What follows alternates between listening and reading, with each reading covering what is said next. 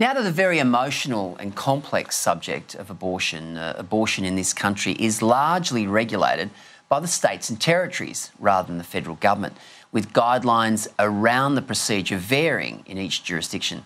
Labor has already signalled its intention to campaign for free, safe and accessible abortion in public hospitals and clinics if Bill Shorten is elected as Prime Minister.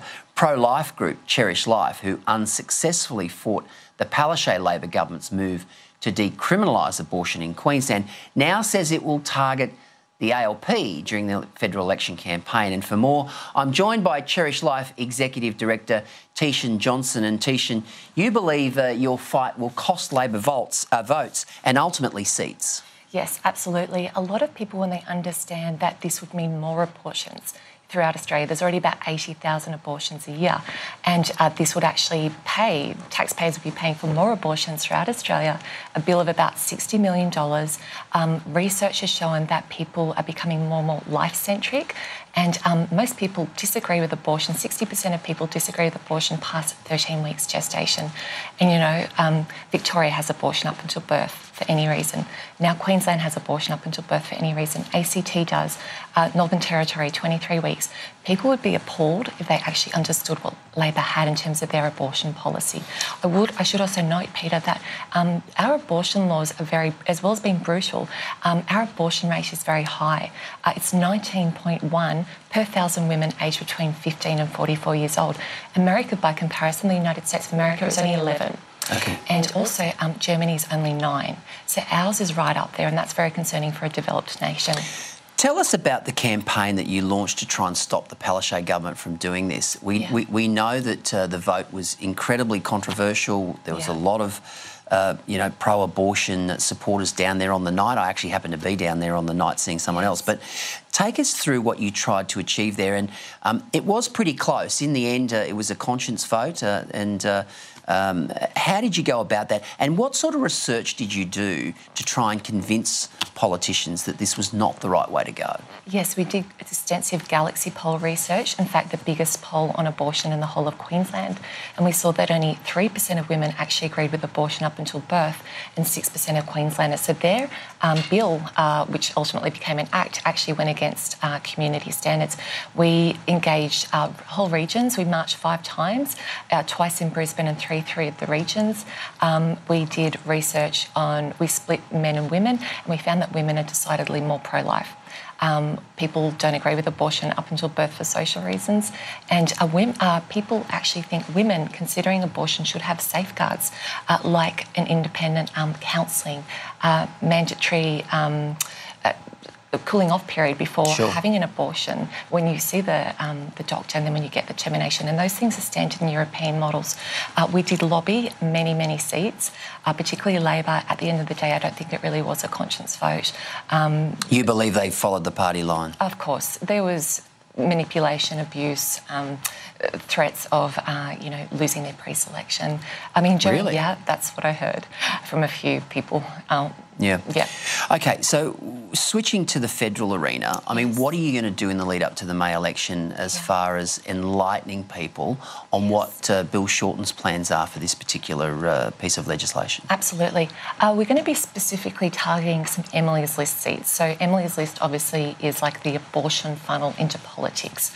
It's very aggressive. They have this very unusual, extreme, violent feminism ideology that basically the pinnacle of female empowerment equals the legal right to kill your baby up until term.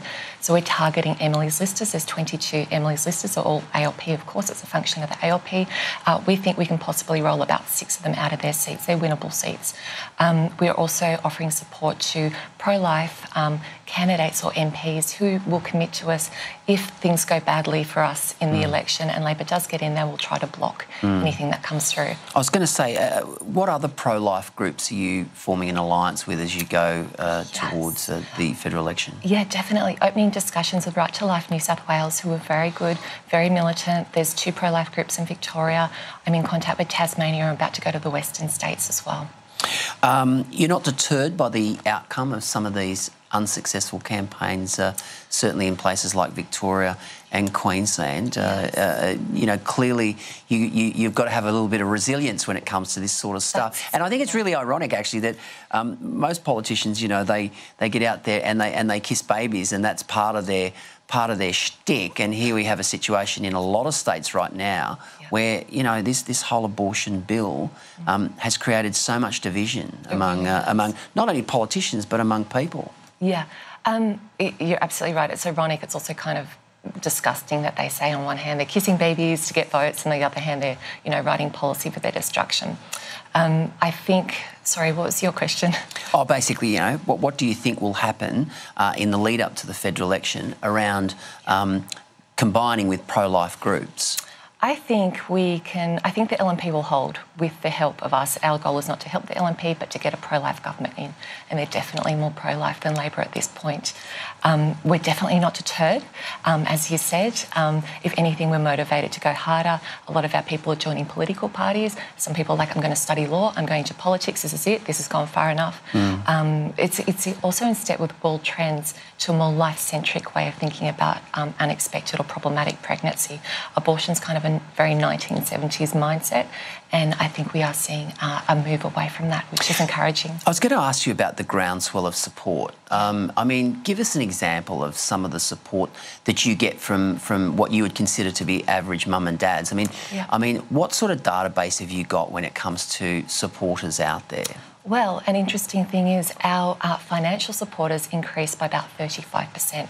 We had people who'd never given to us ever come out of the blue, $1,000, $5,000, $10,000. It's like, we're backing you. This is not okay. Abortion to birth. And that's really what the legislation is. Abortion to birth is not okay.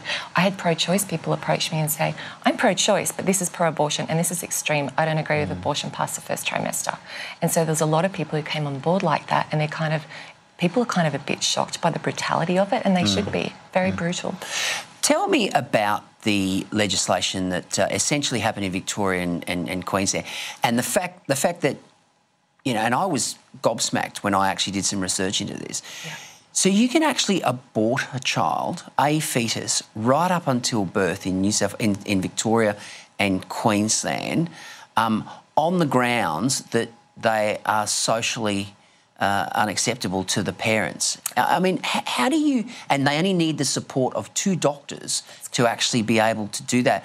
That does seem extraordinary. It does. So they say psychological, physical or social. Yes. And social was defined in the Queensland Law Reform Commission paper as either economic or relational. So those 2 things are very broad. So basically it means if you don't have enough money, you can go to a doctor, you're due next week and say, I want to abort this child, I don't have enough money. Now that second doctor that you mentioned doesn't have to, there's no requirement for that second doctor to be impartial.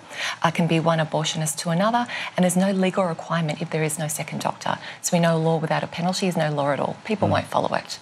Well, Teeshan, it's a very emotive issue, and of course, there's a lot of people. We saw recently where a person was actually fined in Queensland for making their claims, making a statement about these particular laws. Where it's certainly an issue that's polarised the community. There's no doubt about that. Teeshan, thanks for joining us tonight. Thanks, Lisa.